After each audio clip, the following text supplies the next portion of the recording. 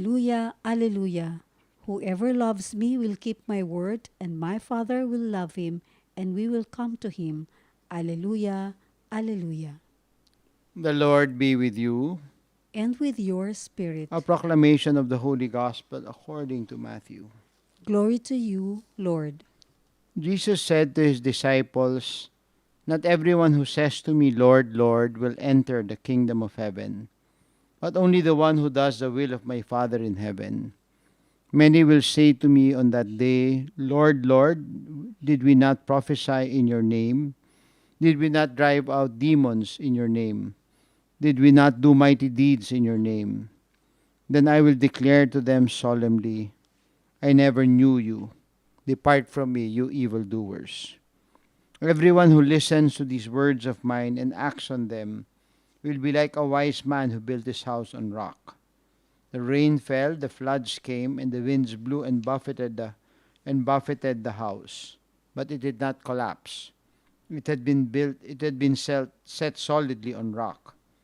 And everyone who listens to these words of mine but does not act on them will be like a fool who built his house on sand. The rain fell, the floods came, and the winds blew and buffeted the house, and it collapsed and was completely ruined." When Jesus finished these words, the crowds were astonished at his teaching, for he taught them as one having authority, and not as their scribes. My dear brothers and sisters, the Gospel of the Lord. Praise to you, Lord Jesus Christ. This is one of my favorite Gospels actually, no, because it reminds us, number one, there's no sense of entitlement, no, in our following of Christ, no. Then number two, it highlights the whole point of obedience. So remember, as we kept on mentioning, one of the highest forms of love is obedience, no. And then the third and final point is that entire, no, that entire you might say reminder of the Lord that ultimately it is obedience, and part of that obedience is prayer and action that sets a solid foundation for our relationship with God.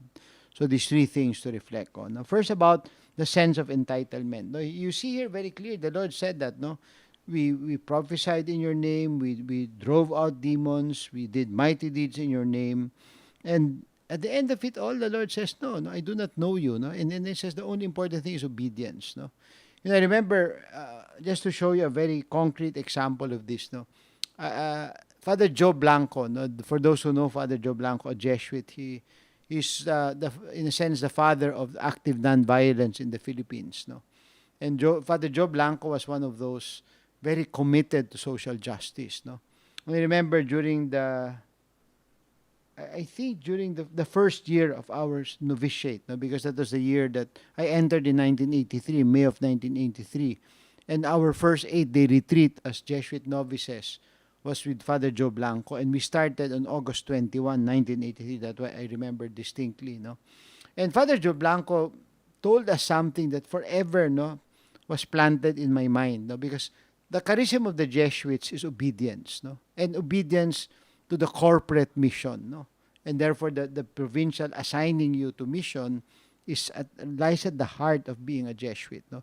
And Father Blanco was very radical about that. He said, no matter what good you do, no matter how good your projects are, your work is, he said, if that is not your mission, then there is no grace in it. That was how radical his thinking was, no? Because he said that at the heart of Jesuit charism and spirituality is obedience to the mission, obedience to the will of the superior, which is always looked at as the will of God, no?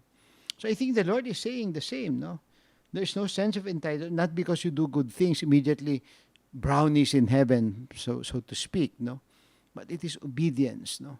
And that brings us to the second point, no? The whole point of obedience. So here, the Lord is saying, no, those who listen to my word and acts on them, that is obedience, no? The action, no? Not just the listening, but the action, no? So here you see now Christ really reminds us, no, that is the most stable and the most solid foundation of a relationship with God, no? The whole obedience that issues forth in action, no? the listening and the obeying, no, to hear and to obey, to hear and to do, no, the action, no. And the third and final point is very related to that. No, when the Lord said, no, that when you do that, you build your life on solid rock, no. It is solid rock, no. And I guess together with that is that how do you go about, no, developing the virtue of obedience? It is through prayer and discernment, no. The prayer and discernment that leads to action, no. Because sometimes, no, it as we said earlier, as the Lord Himself said it, sometimes we can do good things, but if that is not what God is asking of us, we as Father Blanco would radically say, there is no grace in that, no. So it's a prayer of discernment, no, that leads to the appropriate action is very, very important, no. In fact, I don't know if I shared this with you. When I took on the job of being executive director of Caritas Philippines, I talked to my bishop, no, the day after I was asked by Bishop Agaporo to consider taking on the job, no. I talked to my bishop the following day, Bishop Gaa, and I cleared it with him, no, if I could take on the job. He said it's up to me, and so we discussed that, and then my request to him was that we constantly talk about it and we constantly try to discern, no, if the path I am taking, the work that I am doing, is really what God wants me to do, no. It's very important, no. It's such as a whole life of action, no. But it is action that is rooted in our relationship with God, that is rooted in obedience to God's will and God's mission for us, no. Siguro yun yung pagnilayan natin ngayong araw, no, na itong ebanghelyo to nagpapaalala sa atin na walang sikat, walang sense of entitlement, no. Hindi yung dahil ginawa mo to, ginawa mo yon, parang okay ka na, no, sikat ka na. Hindi, pero yung pangalawang punto, sabi nga ng Panginoon, ang mahalaga sa lahat ay maging mapagtalima, obedience, no. Ang makinig sa salita ng Diyos, sa kagustuhan ng Diyos, at isagawa. Yun yung pagiging mapagtalima, no. Sabi niya, yun yung mahalaga.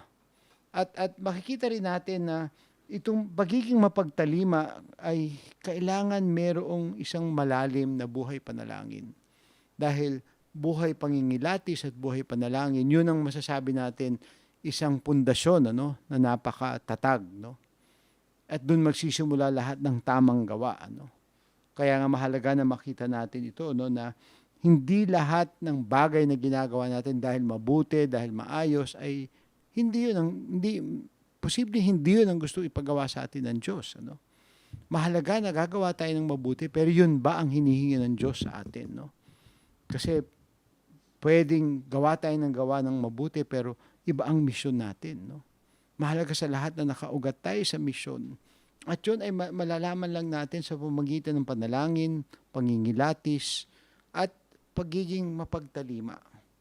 Today, let us pray for this, no? Let us pray that we may constantly discern and constantly really try to assess, no, whether are we doing God's will, are we doing God's mission for us, because ultimately that is what counts, our obedience to God's call, to God's mission, and to God's will.